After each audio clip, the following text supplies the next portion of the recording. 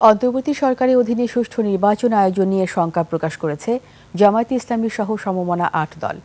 একই সঙ্গে জাতীয় নির্বাচনের আগে গণভোটের দাবিতে অনড় তারা। যৌথ সংবাদ সম্মেলনে ৩ উপদেষ্টার অপসারণ ও লেভেল প্লেয়িং ফিল্ড নিশ্চিতে নিরপেক্ষ প্রশাসন সহ ৩ দাবি তুলে ধরেন জামায়াতের নায়েবে আমির ডক্টর সৈয়দ আব্দুল্লাহ মোহাম্মদ তাহের। রাশেদ রায়হানের রিপোর্ট। আপনার প্রিয় কাপড়ের যত্নে এলো এনজাইম সমৃদ্ধ Arik silver wash detergent powder 500 গ্রাম মাত্র 70 টাকা। প্রিমার্ক। জাতির উদ্দেশ্যে দেয়া প্রধান উপদেষ্টার ভাষণের প্রতিক্রিয়ায় আন্দোলনরত জামায়াতে ইসলামী সহ ৮ দলের যৌথ সংবাদ সম্মেলন। এ সময় জামায়াতের নায়েবে আমির অভিযোগ করেন, ঐকমত্য কমিশনে নানা সিদ্ধান্তে একমত হওয়া বেশিরভাগ দলের মতামতকে উপেক্ষা করে একটি বিশেষ দলের স্বার্থ দেখছে সরকার।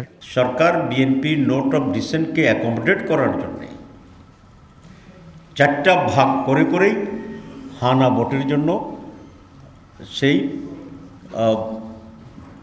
মতামতটাকে তারা ডিভাইড করেছেন, যেটা সুস্পষ্টভাবে একটি অপ্রচলিত এবং আইনের বিপরীতে, ন্যায় প্রতিষ্ঠার বিপরীতে একটি বিশেষ দলকে অ্যাকোমোডেট করার জন্যই এই ফ্র্যাকশনাল বা 4টা ভাগে ভাগ করে হানা ভোটের জন্য দেওয়া হয়েছে।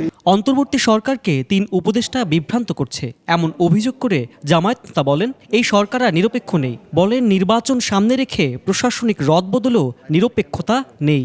এই সরকার একটি দলের প্রতি অনুগত অথবা একটি দলের প্রতি দলকে ক্ষমতা আনার জন্যে যেন একটি নির্বাচন আয়োজনের জন্যেই তাদের প্রচেষ্টা আছে বলে আমরা মনে করি। কমপক্ষে 3 জন উপদেষ্টা আছে যারা ওনাকে মিসগাইড করতেছে।